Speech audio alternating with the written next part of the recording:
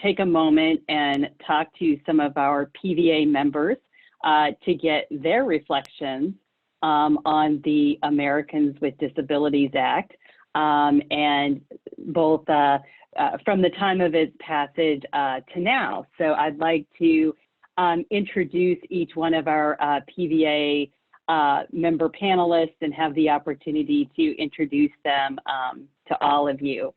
So first I'll start with Charles Brown. He is our National Senior Vice President for Paralyzed Veterans of America, a Marine Corps veteran who sustained a spinal cord injury as a result of a diving accident while serving in Cherry Point, North Carolina.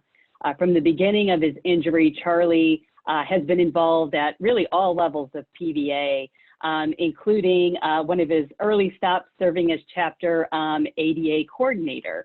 In addition to his extensive work, Charlie is also on the USA bocce team and was selected team captain for the Parapan American Games in Guadalajara, Mexico. Next, Twyla Adams is from Charlotte, North Carolina. Twyla is an Army veteran who served for 11 years. She departed the Army for health reasons after serving in Desert Shield, Desert Storm. She is also an avid athlete and member of the PVA Southeastern chapter. And her motto is, no matter what the challenges are in your life, never give up, because if you are alive, there is always hope. That's a great motto, Twyla.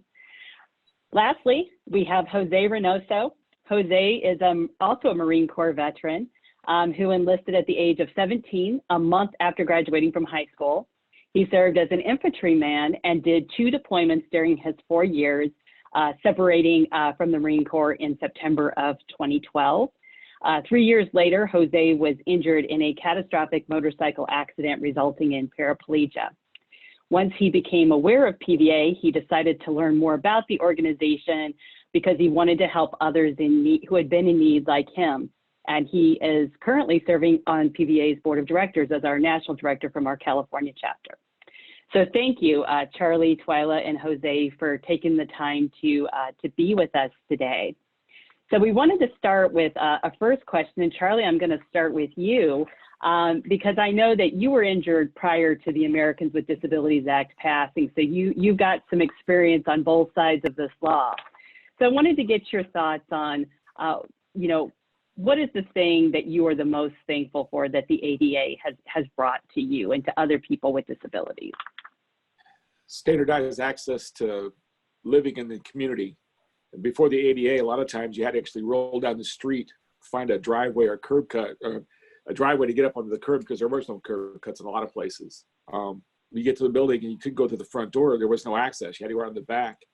And to get up inside the building, you had to actually use a service elevator. And so basically we were told we're second-class citizens. Find access in any way you can, and service elevators was basically it.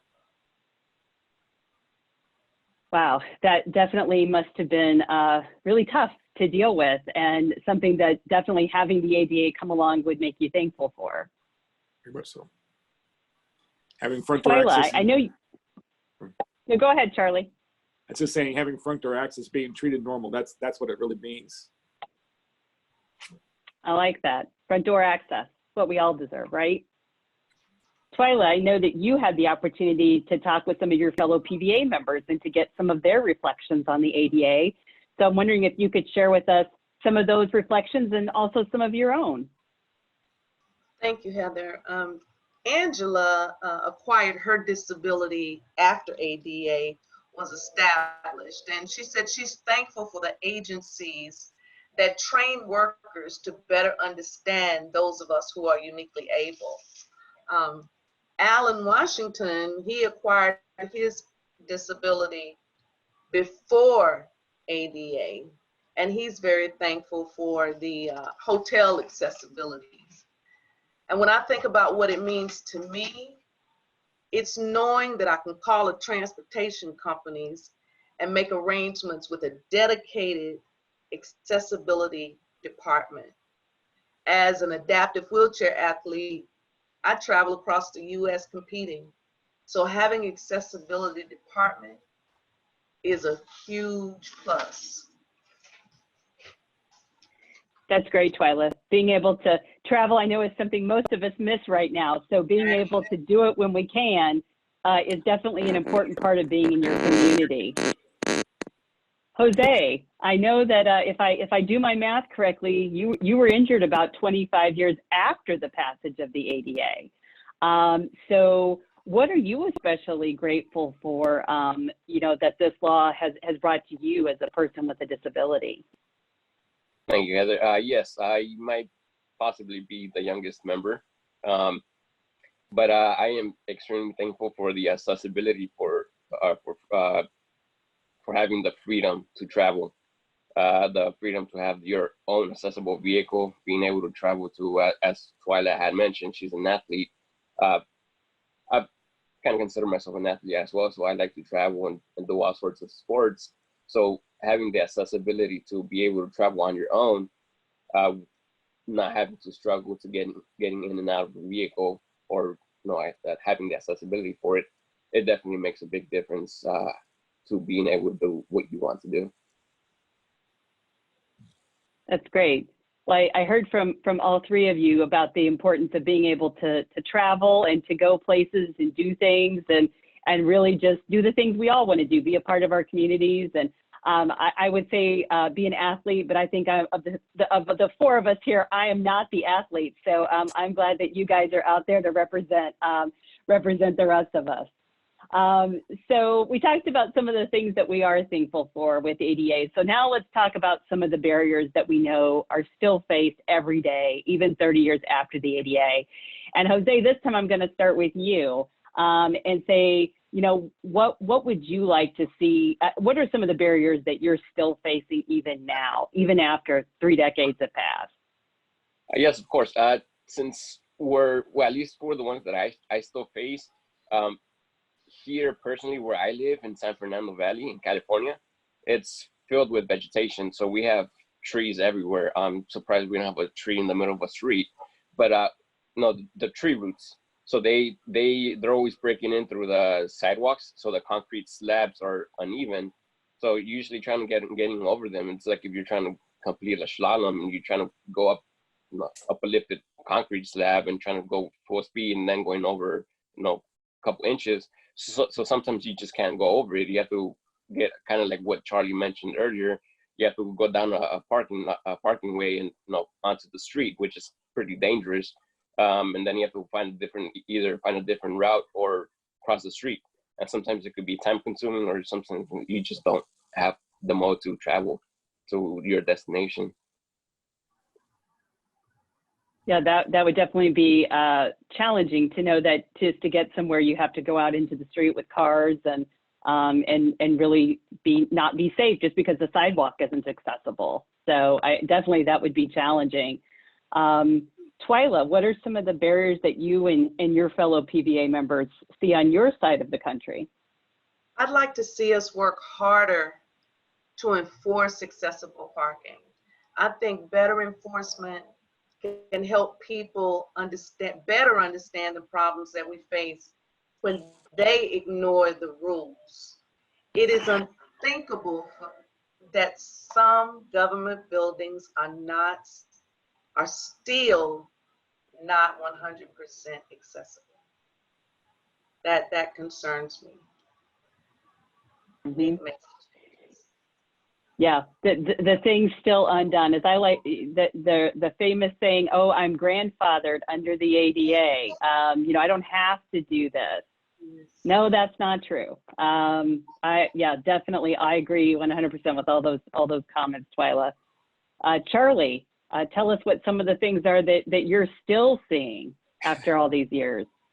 I think the big push here we need to remember is that with the ADA, we've always looked to be nothing special, nothing more than what the standard person goes through. The same barriers they would have is what we want. We don't want anything extra. We want to have accessibility, and we really need to make sure that the public restrooms, the shopping, the normal daily life things that we look forward to are accessible to us. And like Twyla said, we need to make sure that there's going to be somebody out there to help enforce it, making sure that they're following the rules the way they're supposed to.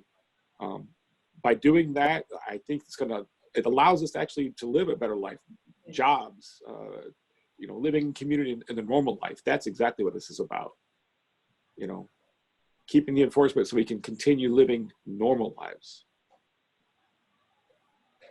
Enforcement definitely is a key to making sure that this law continues to work, something we know is lacking in some places. And I imagine if we had everybody's ability to speak, we probably would have gotten a chorus of amens and agreement as you guys were mentioning some of the things that you are still encountering. So now one final question. So if you were in charge for the day and had the chance to make any accessibility improvement that would make such a difference in your life or that of your fellow veterans, what would that thing be? And Twyla, this time I'm going to start with you. Okay. There's so many things I can think of, but the first that comes to mind is I would fix all of the streets so that people that use wheelchairs and other adaptive equipment for mobility can always get around freely. I'd wave my magic wand and I'd change or adapt the thinking of all ABs, which we call able-bodied people, who do not understand that we are just like them, except we're uniquely able. I would just boop and make it better. That's great, Twyla. Jose, what would you do?